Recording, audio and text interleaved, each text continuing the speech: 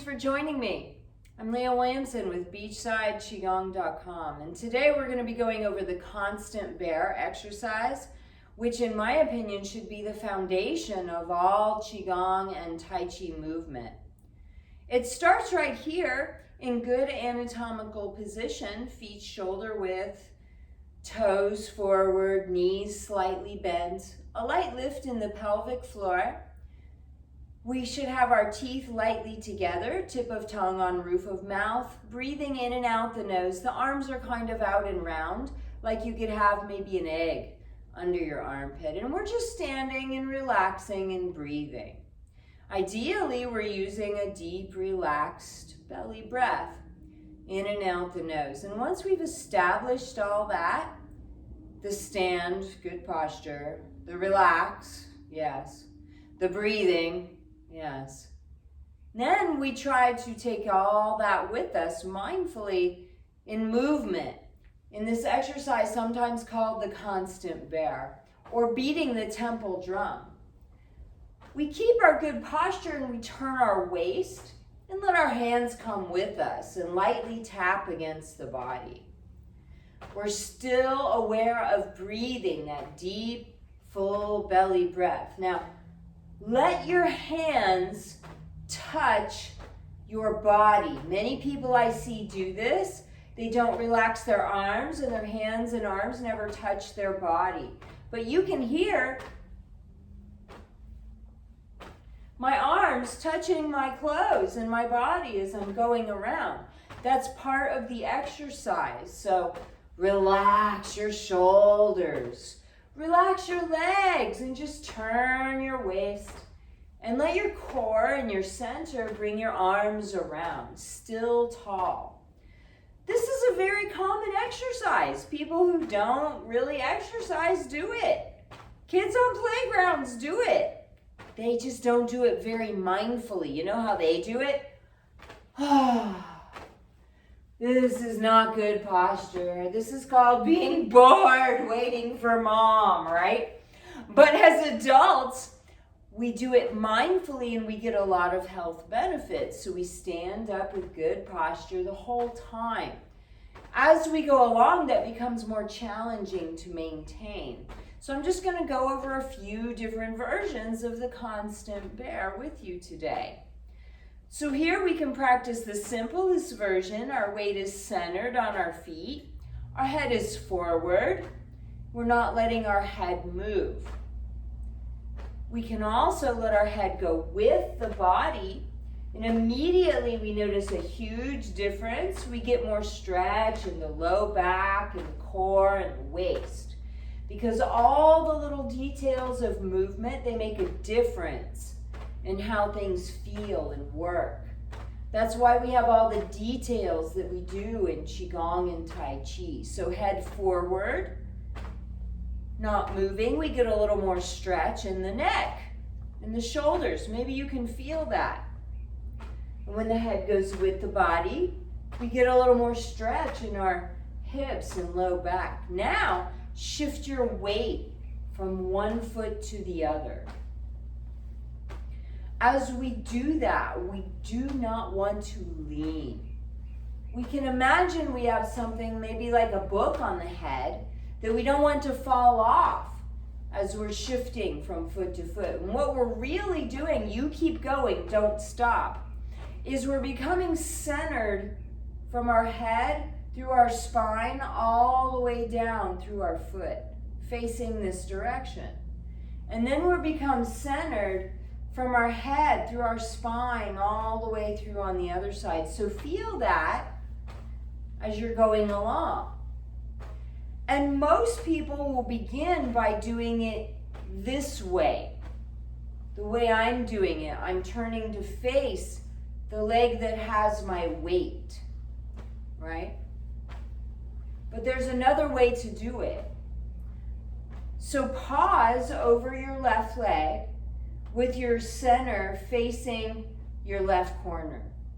Keep your weight over your left leg and turn and face your right corner. Now the center line, the nose, the chest, the navel, it's facing the right corner facing the yin, or the empty leg, you could say. And we can do our constant bear in that way. And that changes how it feels as well. Some people have difficulty with this in the beginning, but it's really simple, right? So keep practicing it and you'll get it. Here, I'll help you. So, relax, shake out. So what I'm going to call version B, which is the one most people do naturally. Turn your center line towards your full leg. So towards your left, towards your right, towards your left, towards your right, and then stop on your left leg and turn your body towards your right corner. Now turn to your left corner. Weight on right foot. Feel that? Now just make it flowing and more natural. You use different muscles. When you do it these two different ways, maybe you can feel that. And you get a more detailed understanding of how your core muscles work when you're shifting your weight and turning in different directions. And we see both of these versions of the constant bear in the Tai Chi for Health forms. We see it so subtly, you probably never even noticed. But maybe now that you're aware, you will notice. So we often in our single whips turn towards the yin corner, the unweighted leg. Yeah, and then we take our step. Yeah. And there's a lot of times where we're turning towards our yang or our full leg as we're doing a push, or we're stepping up towards it. So we utilize these different versions of the constant bear throughout Tai Chi. We also utilize another version that's a little bit bigger that I'm going to do with you today. So we can do our constant bear here in the ready position or the Chi Ma stance, as my Sifu Grandmaster Cook has taught me. It's called Chi Ma. Or we can do it in a bow stance. You guys know the bow stance, right? And for the bow stance, I'm going to turn around so that we're going the same way and it's easier to follow. So in a right bow stance, we have our left toes to the corner and our right foot is straight forward. Bow stance. Not here, remember. We want shoulder width between our feet. And make sure you feel comfortable here. Now, bring your weight to your back left foot and turn your belly, your center line, towards your left wall, so to speak. And then shift your weight to your front right foot and turn your belly, your center line, to however far is comfortable. So we shift and turn, we shift and turn, and our hands come with us. Oftentimes in my live classes, I see when people try this bigger version of the constant bear, they do this. They start to lean more. So be aware, don't lean. Keep your head over your tailbone, right? Keep your head over your tailbone. Keep your alignment of your spine, it's often called. And relax and breathe from your belly.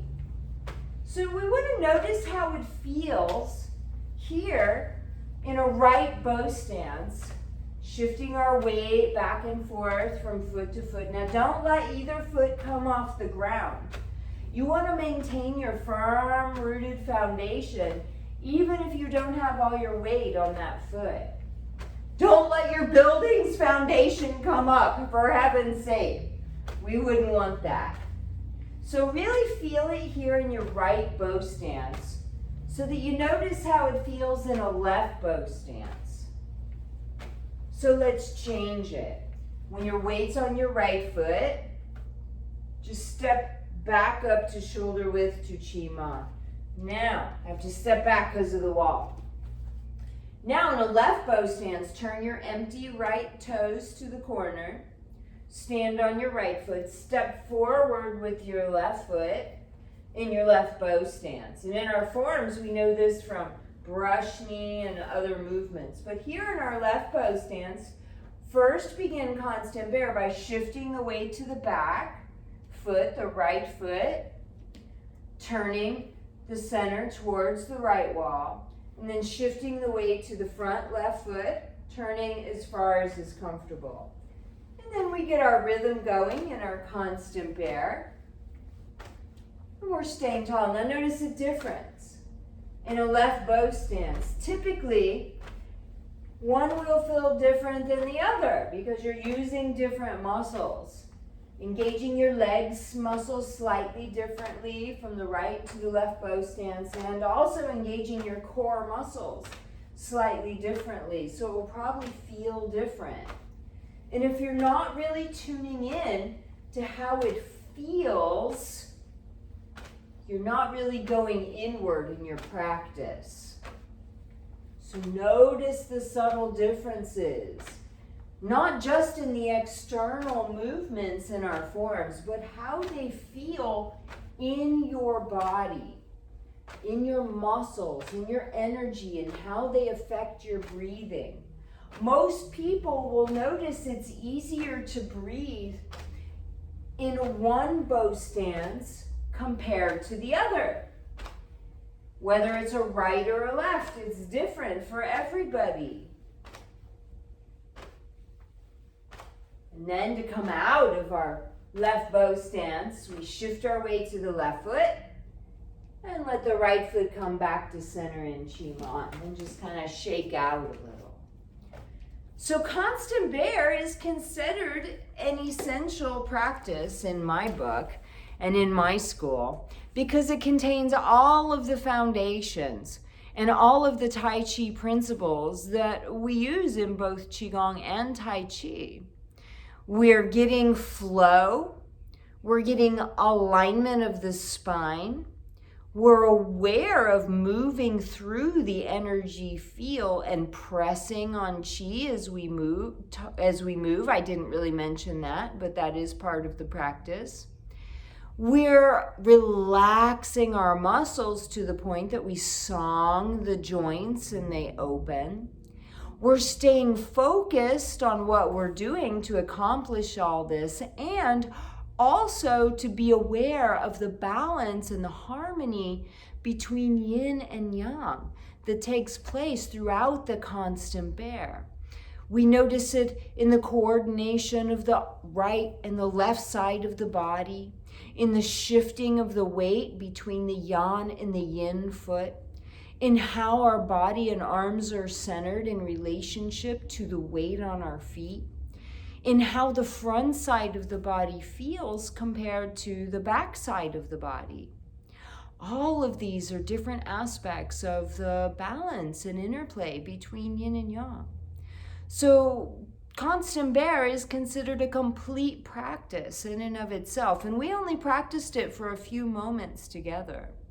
I recommend sometime maybe do nothing but constant bear for 20 minutes.